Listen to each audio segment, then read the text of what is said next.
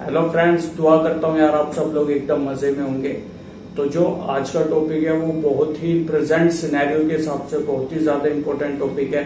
जैसे हम बात कर रहे हैं महाराष्ट्र गवर्नमेंट की, आप देख रहे होंगे कि महाराष्ट्र के अंदर वहाँ की गवर्नमेंट को लेकर क्या एक ड्रामा ही चल रहा है। लेकिन अगर आप सीखने की बात है इस चीज को लेके तो बहुत कुछ चीजें ऐसी है जो आप वहां से सीख सकते हैं। आपको बहुत कुछ चीजें वहां से पता लग जाएंगी कि भाई जैसे फ्लोर टेस्ट क्या होता है, 10th शेड्यूल क्या है इंडियन कॉन्स्टिट्यूशन का, डिस्क्वालिफिकेशन वगैरह किस किस ग्राउंड पे क्या क्या हो सकती है। कोर्ट के अंदर मैटर जा रहा है तो कोर्ट भी बहुत सारे ऐसे क्वेश्चन पूछ रहा है। अगर आप वहां से नॉलेज लेना चाहें तो आप ले सकते हैं। लेकिन दिक्कत कहाँ आती है? दिक्कत वहां आती है हम चीजें तो सुनते हैं बट हमको क्लैरिफिकेशन नहीं मिल पाता कि यार इसका मतलब क्या है, उसका मतलब क्या है। तो इसमें क्या हमारा इंटरेस्ट खुद पे खुद ही खत्म होने लग जाता है और फिर हम बहुत ज्यादा फ्रस्ट्रेट हो जाते हैं और उस चीज को हम छोड़ देते हैं कि हटा यार करनी नहीं। तो इस चीज के पॉइंट ऑफ व्यू से मैंने सोचा कि यार ये लीगल एस्पेक्ट्स इस मैटर के अंदर बहुत ही ज्यादा है, तो क्यों ना लोगों को समझाया जाए, लोगों को बताया जाए इस चीज के बारे में ताकि लोग अच्छी तरह से अंडरस्टैंड कर जाए चीजों को। तो सबसे पहले मैं आपको बताऊंगा जो महाराष्ट्र गवर्नमेंट के अंदर है वो क्या है कि उन्होंने जो 3 ये मेन पॉलिटिकल पार्टीज मिलके एक हुई थी जिन्होंने वहां गवर्नमेंट बनाई थी। इसमें कौन कौन था? तो कांग्रेस थी, एक हमारी शिवसेना जो मेन पार्टी थी और एक हमारी थी एनसीपी, नेशनल कांग्रेस पार्टी। अब इन तीनों लोगों ने एक साथ जुड़ के अपनी गवर्नमेंट बनाई महाराष्ट्र के अंदर। हालांकि ये माना जा रहा था कि शिवसेना बीजेपी के साथ, लेकिन दोनों के बीच में कुछ ना कुछ मतभेद आए। लेकिन दोनों की जो आइडियोलॉजी है यानी कि जो विचारधारा है वो सेम मेल खाती है। बट शिवसेना और जो अदर 2 पार्टीज के साथ जुड़ी है उनकी इसके साथ नई विचारधारा मेल खाती, बट ये तीनों फिर भी एक साथ पार्टी में आ गए। इन्होंने मतलब एक गठबंधन की सरकार बना दी और फिर उसके बाद ये अपना गवर्नमेंट रन करने लग गए, कुछ विभाग वगैरह बांट के कि भाई आप ले लो ऐसे करके ये हो गए। और उद्धव ठाकरे वहां के सीएम बने। अब होता क्या इस दौरान कि भाई जो एकनाथ शिंदे है वो भी अच्छे खासे लीडर माने जाते हैं, काफी सीनियर वो लीडर हैं शिवसेना के अंदर। तो उन्होंने भाई कुछ ऑर्डर वगैरह होगा, कुछ उनके अपने पर्सनल मतलब होगी कुछ ना कुछ, क्योंकि ऐसा भी कहा जा रहा है कि वो जो उद्धव ठाकरे है वो जो उनका बेटा है आदित्य ठाकरे उनको भी ज्यादा मतलब वो जो भी कहते हैं वो उनकी बात ज्यादा मान लेते हैं। एकनाथ शिंदे की इतनी बातें नहीं मानी जा रही थी। और एकनाथ शिंदे का ये भी आरोप है कि जो आइडियोलॉजी है शिवसेना की उस पर भी काम नहीं हो रहा था। तो ये बहुत सारी चीजें हैं जिनकी वजह से जो विधायक है वो बागी हो गए, जो अभी तक कहा जा रहा है। और ये बता रहे कि 39 है और ये 39 या 40 का ही आंकड़ा क्यों जा रहा है ये भी मैं आपको बताऊंगा क्यों है ये। तो सबसे पहले आते हैं किस चीज के ऊपर, तो आते हैं कि भाई पहली जो चीज बात चल रही है इसके ऊपर बहुत सारी इश्यूज हैं, सबको जल्दी जल्दी क्लैरिफाई करूंगा। तो सबसे पहला जो इश्यू है वो आ रहा है कि पार्टी किसकी है। एकनाथ शिंदे बता रहे हैं कि भाई शिवसेना हमारे पास रहेगी, शिवसेना हमारी है। पर जो उद्धव ठाकरे हैं जो वो कह रहे हैं कि नहीं भाई ये पार्टी हमारी है और हमारी ही रहेगी। हमारी फैमिली में बहुत स्ट्रगल करा इस पार्टी को लेके, तो ये पार्टी हमारे पास रहेगी, शिवसेना हमसे नहीं जाएगी। हालांकि बीच में स्टार्टिंग में ये भी वो उठने लग गए थे सवाल क्या है भाई उद्धव जो ठाकरे हैं उनके पास रहेगी पॉलिटिकल पार्टी शिवसेना या उनसे छीन ली जाएगी। तो इसमें आपके मन में भी आया होगा यार पॉलिटिकल पार्टी कैसे छीन सकते हैं या कैसे ली जा सकते हैं। तो मैं आपको बताऊं इसके अंदर जो सिंबल रूल करके चीज होती है जिसके अंदर क्या है सिंबल ऑर्डर आता है किसकी तरफ से? इलेक्शन कमीशन से, क्योंकि यहाँ पे इलेक्शन कमीशन बहुत बड़ा मेजर रोल प्ले करता है। ये ध्यान रखिएगा क्योंकि किसके पास पार्टी जाएगी किसके पास नहीं, एकनाथ शिंदे के पास जाएगी या फिर उद्धव ठाकरे के पास, ये डिसाइड कौन करेगा? ये करेगी इलेक्शन कमीशन। और इसको सिंबल इसलिए सिंबल रूल या फिर आप सिंबल ऑर्डर कह सकते हो इसलिए बोला जाता है ये क्योंकि आप जब वोट डालने जा रहे हो तो जो शिवसेना है उनका तीर कमान है, ऐसे मतलब वो बना हुआ है धनुष और ऐसे फिर तीर है। तो अब जब आप वोट देने जाओगे तो तरह तरह के बीजेपी का कमल होगा, कांग्रेस का हाथ होगा, तो तरह तरह की पॉलिटिकल पार्टीज के निशान रहते हैं, तो आप उस पर क्लिक करते हैं। तो इसलिए सिंबल को लेके इधर लड़ाई हो रही है कि भाई वो कह रहा मेरी सबसे ज्यादा, वो कह रहा मेरी सबसे ज्यादा है। तो इसका डिसाइड वो करेगा इलेक्शन कमीशन। इलेक्शन कमीशन किस बेस पे करेगा? इलेक्शन कमीशन जो करेगा वो करेगा इस बेस पे कि वो सब ये देखेगा कि भाई कितने एमएलए एमपी किस बंदे की तरफ हैं, और हो सकता है वो सबकी बात सुने। मतलब तरह तरह के मेजर हैं जो एस्पेक्ट्स है वो सब लेगा, वो देखेगा कि भाई क्या क्या हो रहा है वहां पे, कौन किसके फेवर में ज्यादा है, किसके फेवर में नहीं है। तो उन्हीं ग्राउंडों पर डिसाइड इलेक्शन कमीशन करेगा देख दाख के। अगर आपको ध्यान है कि पहले अगर जो मुलायम सिंह यादव है और अखिलेश यादव दोनों बाप बेटों के बीच में लड़ाई हो गई थी पार्टी को लेके, तो फिर इलेक्शन कमीशन ने जब देखा तो ज्यादातर जो एमएलए वगैरह थे वो सपोर्ट में थे किसके? अखिलेश यादव के। तो फिर उन्होंने अखिलेश यादव को ही पार्टी दे दी थी। तो ऐसे में इलेक्शन कमीशन का रोल है कि वो क्या करता है क्या नहीं करता है। ये तो पहली चीज है कि अभी पार्टी किसके पास जाएगी, अभी तक कोई भी डिसाइड ऐसा नहीं है। क्यों? क्योंकि और जरूरी है एमएलए एमपी देखे, वो इलेक्शन कमीशन का, लेकिन इलेक्शन कमीशन ये रूल भी अप्लाई कर सकता है, वो उसकी अपनी डिस्क्रिशनरी पावर है, वो कैसे करेगा क्या नहीं करेगा। बहरहाल आपको फिर हाई कोर्ट जाना, सुप्रीम कोर्ट जाना, चैलेंज करना, वो आपकी मर्जी है, वो अभी मैटर नहीं करता ना, हम उस पर ज्यादा डिसाइड करेंगे। अब दूसरी चीज क्या? दूसरी चीज आता है 10th शेड्यूल। 10th शेड्यूल क्या है? Anti defection law. अब आप बोलोगे यार इसने भी एंटी डिफेक्शन लॉ बोल दिया, सुबह से यही सुने जा रहे 4-5 दिन से, क्या है? तो मैं एक चीज बता दूं, जो हमारा इंडियन कॉन्स्टिट्यूशन है उनके अंदर एक तो आर्टिकल्स दे रखे हैं, एक शेड्यूल्स भी दे रखे हैं, तो 12 शेड्यूल है टोटल। तो हमारा जो 10th नंबर वाला शेड्यूल है जिसको 10th शेड्यूल बोलता है, उसके अंदर एंटी डिफेक्शन जो लॉ है वो ये कह रहा है कि अगर आपकी मेंबरशिप किस किस ग्राउंड पे खत्म हो सकती है, अगर आप मेंबर हैं तो वो किस भी आप पे खत्म हो सकती है, अगर आप लीडर हैं तो किस भी आप पे आपको वहां से हटाया जा सकता है। तो एक तरह से डिस्क्वालिफिकेशन ऑफ मेंबर वहां पे दी हुई है 10th शेड्यूल के अंदर। तो तरह तरह के ग्राउंड, अलग अलग ग्राउंड दे रखे हैं। जैसे कि शुरू में अफवाह फैली कि वही दल बदल अगर आप कर रहे हो तो आप फिर वहां से डिस्क्वालीफाई कर दिए जाओगे। तो मेरे को एक बात बताओ, दल बदल इसमें भी हुआ ही क्या है? दोनों अभी शिवसेना में ही है, शिवसेना के लिए क्लेम कर रहे हैं, हालांकि बागी नेता हो चुके हैं वो कि भाई बात नहीं मान रहे, लेकिन ये ग्राउंड मेरे हिसाब से तो सुटेबल अभी नहीं बनता दल बदल का। और ये भी कब लगेगा?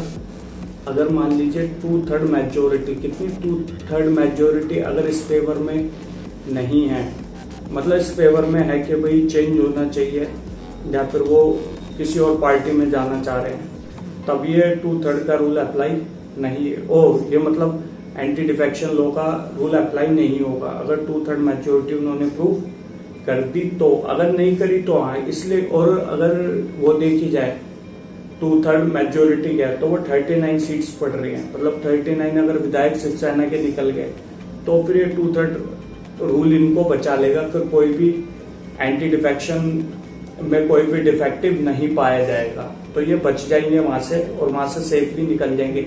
इसलिए 39 का बार बार जिक्र आ रहा है कि भाई हमारे पास 39 मेंबर है, जबकि शिवसेना के जो उद्धव सरकार है वो वाला पक्ष कह रहा है कि भाई हम जो 39 ये मेंबर जितने भी बता रहे हैं उनमें से बहुत से हमारी अभी भी बात चलती है। तो इस चीज को लेके अभी भी इशू है और ये अभी हाई सुप्रीम कोर्ट में भी मैटर चला गया है। तो लेकिन इसमें लोगों के अपने अपने तर्क है, कोई क्योंकि मैंने बहुत सारी न्यूज चैनल्स वगैरह भी देखे, न्यूज़पेपर भी पढ़ा, मैंने जो डिफरेंट हमारी जो लीगल वो होते हैं वेबसाइट्स वगैरह, मैंने उनमें भी ढूंढा, देखा कि भाई मतलब सिर्फ क्या ग्राउंड इनको हटाया जा सकता है किस ग्राउंड पर। तो बहुत से ग्राउंड इसमें भी दे रखे, हालांकि सारी ग्राउंड है 10th शेड्यूल के अंदर। तो उसमें कुछ जो लोग थे मतलब जिन्होंने अपने अपने ओपिनियन दिए थे वो ये भी कह रहे थे कि भाई वो कह रहे हैं शिवसेना वाले उद्धव सरकार के पक्ष के लोग के भाई हम कॉल कर रहे थे उन बागियों को, बागी विधायकों को, वो हमारे कॉल पिक नहीं कर रहे, वो मीटिंग ज्वाइन नहीं कर रहे कोई भी। तो ये भी ग्राउंड हो सकता है डिस्क्वालिफिकेशन का जो वहां दे रखा है। लेकिन बहुत से लोग इस चीज को भी डिनाई कर रहे हैं, बहुत से लोग ये भी कह रहे हैं कि ये डिस्क्वालीफाई हो ही नहीं सकते, जो वहां के बागी विधायक है वो भी ये कह रहे हैं कि हम डिस्क्वालीफाई नहीं हो सकते। लेकिन इसमें क्या उन्होंने नोटिस जो डिप्टी वहां के स्पीकर हैं, एक होता है स्पीकर, एक होता है डिप्टी स्पीकर। स्पीकर कौन होता है? जो भाई सभापति उसको कहा जाता है, जो पूरी वो चलती है ना असेंबली, लेजिस्लेटिव असेंबली, तो वो जो असेंबली चल रही है उसको जो भी देखता वेखता है कि भाई कोई मतलब मिसबिहेव ना करे, बदतमीजी, उसको एक तरह से कंट्रोल वही करता है स्पीकर। अगर स्पीकर नहीं होंगे तो फिर आते हैं डिप्टी स्पीकर। तो अभी स्पीकर की तबीयत वगैरह खराब बता रहे हैं, तो इस वजह से डिप्टी स्पीकर ही सब कुछ देख रहे हैं। तो डिप्टी स्पीकर ने इस डिस्क्वालिफिकेशन के लिए उनको नोटिस इशू कर दिया इन विधायकों को। तो उसमें क्या, जब नोटिस इशू इन्होंने करा है विधायकों को, तो उसमें क्या होता है कि इनको अब वो दिया है एक मौका कि भाई आओ आके बताओ कि तुम्हें हम डिस्क्वालीफाई क्यों ना करें, या क्या रीजन है क्या नहीं है। तो इन्होंने क्या करा, इन्होंने इसी दौरान जो इन्होंने आज सुप्रीम कोर्ट के अंदर भी बात कही है, बोला कि हमने डिप्टी स्पीकर के खिलाफ ही एक नोटिस इशू करा है कि भाई मतलब एक अविश्वास प्रस्ताव आप क्या तो उसको कि भाई हमने उसके हटाने के लिए एक नोटिस इशू कर दिया है कि भाई सारी वो बैठेगी, क्योंकि जो असेंबली जिस असेंबली में वही उनको इलेक्ट करते हैं वोट देके। जैसे लोकसभा के अंदर आप जाएंगे तो लोकसभा के मेंबर ही लोकसभा के उसको इलेक्ट करते हैं स्पीकर को। तो ऐसे ही इनकी जो अपनी स्टेट की लेजिस्लेटिव है, जिसको विधानसभा भी बोला जाता है, तो वहाँ के एक विधानसभा होते हैं, एक विधान परिषद होते हैं। बट कुछ राज्यों में विधान परिषद है और कुछ में नहीं है, लेकिन विधानसभा हर जगह आपको मिल जाएगी। तो ये जो विधानसभा के स्पीकर हैं, इनको अगर हटाना है तो भाई नोटिस वगैरह लाना पड़ता है नॉन कॉन्फिडेंस का कि भाई हमें अविश्वास प्रस्ताव जिसको कहा जाता है। तो इन्होंने बोला कि हमने नोटिस इशू कर रखा है, तो इनको फिर कोई राइट ही नहीं डिस्क्वालिफिकेशन का वो करने के लिए। आज सुप्रीम कोर्ट के अंदर इन्होंने बात करी है, वो मैं सुप्रीम कोर्ट के अंदर आऊंगा, लेकिन मैं भी एंटी डिफेक्शन लॉ के रिगार्ड में मैंने समझा है पूरा टाइम शेड्यूल। अगर आपको ज्यादा इंटरेस्ट लेना है तो पूरा टाइम शेड्यूल पढ़ ले, आपको एंटी डिफेक्शन लॉ का मतलब समझ आ जाएगा।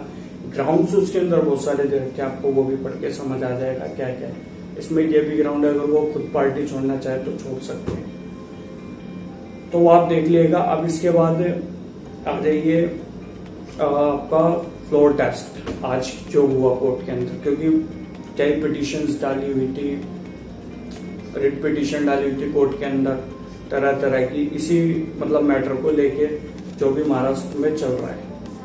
तो इसके अंदर मैं लॉयर या उसके नाम नहीं बताऊंगा, क्योंकि यार फिर बहुत टाइम और कंफ्यूजन हो जाएगी। मैं आपको एक सिंपल वे में समझाना चाह रहा हूँ ताकि आप इजीली समझ जाओ।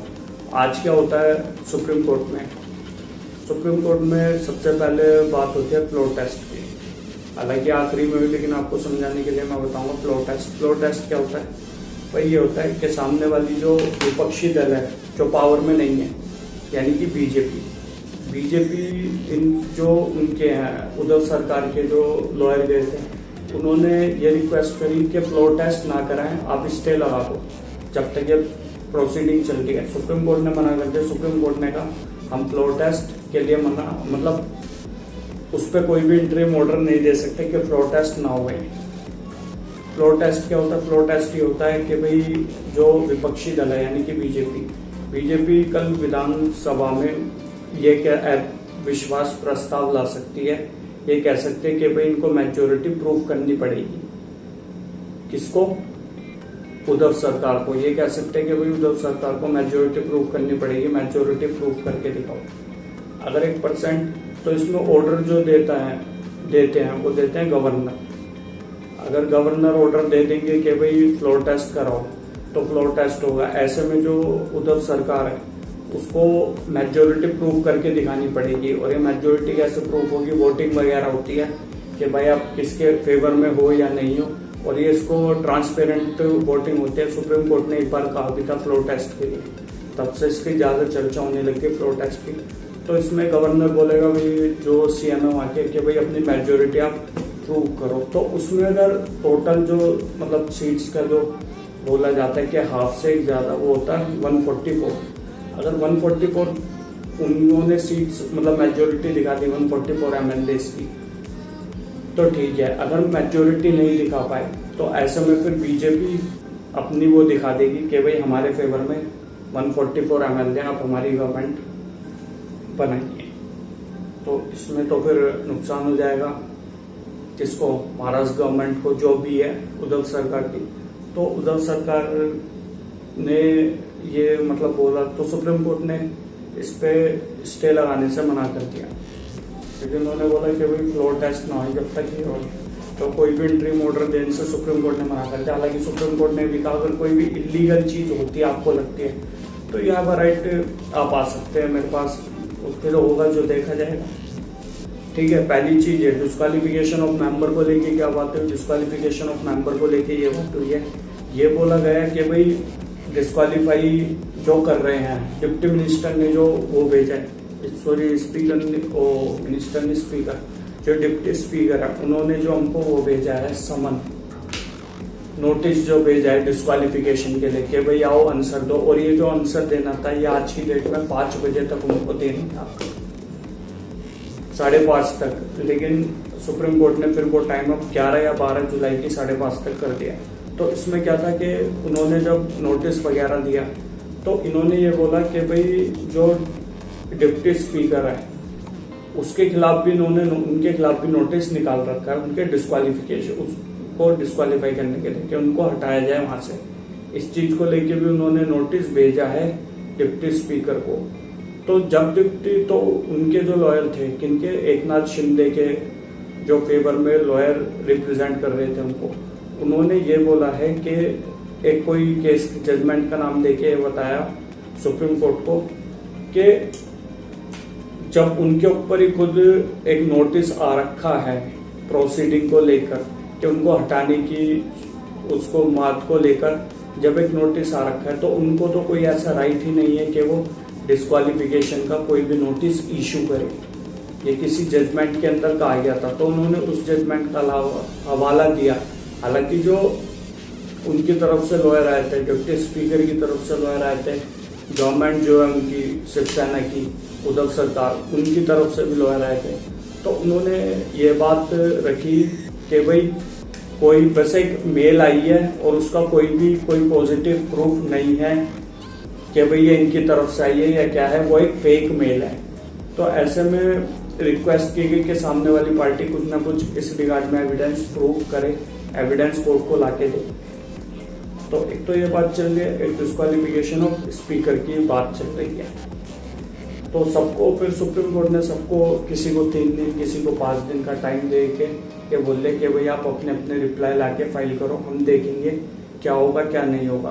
तो फिर एक जो उद्धव गवर्नमेंट से उद्धव सरकार जो उद्धव ठाकरे उनकी तरफ से जो लॉयर आए थे उन्होंने ये बोला कि भाई वो ये हाई कोर्ट जा सकते थे, सीधा सुप्रीम कोर्ट क्यों आ गए, क्या इनकी मतलब इंटेंशन थी इसके पीछे। तो सुप्रीम कोर्ट ने भी हालांकि क्वेश्चन पूछा कि भाई जब आपके पास रेमेडी हाई कोर्ट में अवेलेबल थी आप क्यों आ गए सीधा सुप्रीम कोर्ट। तो इन्होंने सीधा आर्टिकल 32 का हवाला दिया जिसके अंदर इन्होंने मतलब तरह तरह की बातें बताई, फंडामेंटल राइट्स वगैरह बताए कि भाई जान को खतरा XYZ जो भी है वो सब, क्योंकि ज्यादा डिटेल में जाने का फायदा फिलहाल नहीं है, वीडियो बहुत लंबी हो जाएगी और आप बोर हो जाएंगे। तो इसके अंदर फिर उन्होंने बोला आर्टिकल 32 के द्वारा हम जा रहे हैं। तो ऐसे में फिर वही ठीक है, फिर जो जज साहब थे उन्होंने ये, क्योंकि कॉन्स्टिट्यूशनल बेंच के पास एक केस गया था, तो उन्होंने फिर भाई उनकी सुरक्षा के लिए भी कहा कि भाई जितने भी बागी नेता उनकी फैमिली की उनकी सुरक्षा का एश्योरेंस दिया जाए। हालांकि जो स्टेट गवर्नमेंट के लॉयर थे उन्होंने बोला कि जी हम कर भी रहे हैं और आगे भी हम करेंगे, ये हमारी तरफ से पूरी एश्योरेंस है।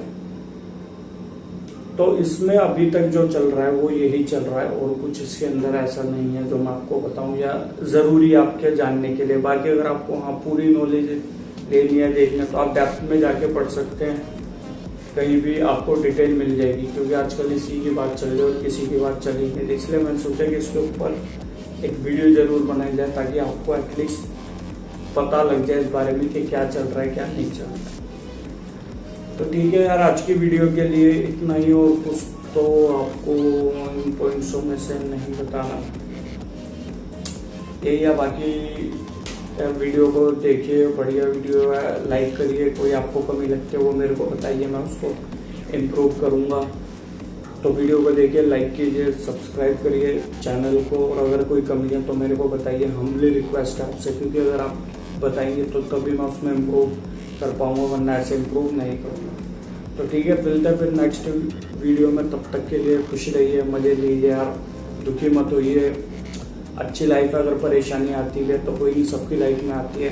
कोशिश करिए कि भाई सही हो जाए, नहीं हो रही तो थोड़ा टाइम दीजिए, थोड़ा वेट कीजिए, क्योंकि कहते हैं ना कि बुरे वक्त की भी अच्छी एक बात ये होती है कि वो चला जाता है और उसकी जगह पे अच्छा वक्त आ जाता है। तो इसलिए खुश रहिए, मौज लीजिए, और थैंक यू सो मच।